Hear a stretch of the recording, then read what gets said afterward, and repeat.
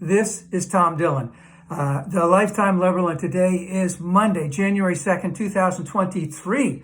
Happy New Year to everyone. The title of this rant is No More SouthWest Airline Debacles. End stock buybacks now.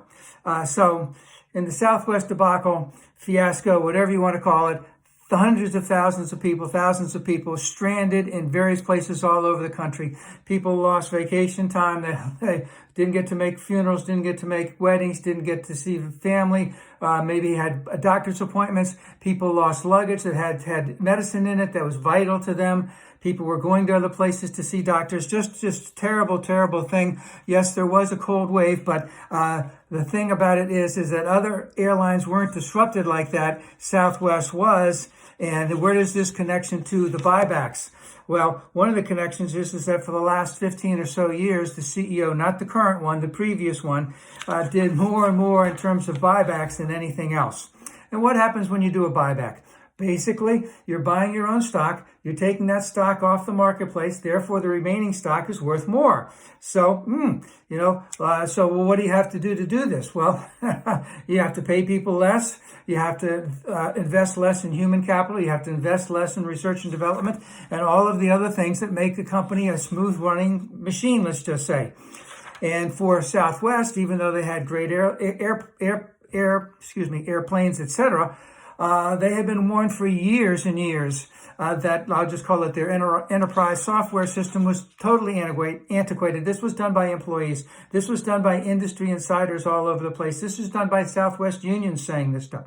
Did they do it? Did they make the changes? No, they didn't, because they were too heavily invested in stock buybacks all over the place. All right? So when, of course, why was this all going on? Because this helped the management and the CEO to become extremely wealthy, and they did it for the shareholders, and 84% of all shareholders or shares of stock are held by less than 10% of the people in the United States. So short-term gains were paramount.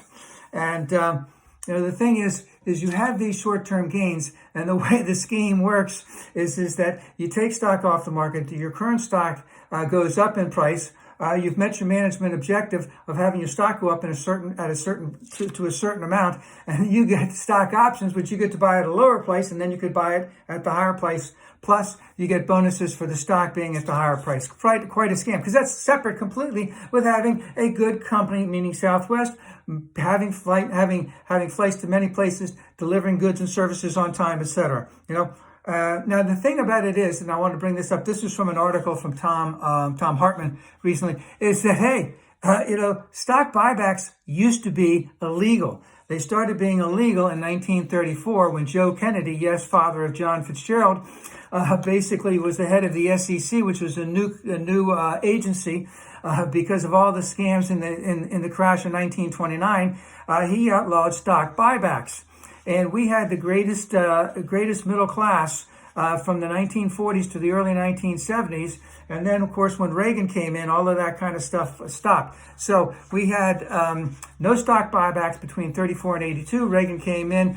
They cut that back. And, of course, the stock market is going up a tremendous amount. But at the same time, that's only been for the super wealthy all over the place. So the best thing I can say is right now is we need to end this. This is a Biden thing now. Hopefully he can do something about it right now. We need to end the stock buyback program. And again, if you're going to do this, you have to have the votes. You have to have the votes to get people into Congress. You have to have the votes in Congress. And the only way to do that is to get out the vote and to elect liberal Democrats.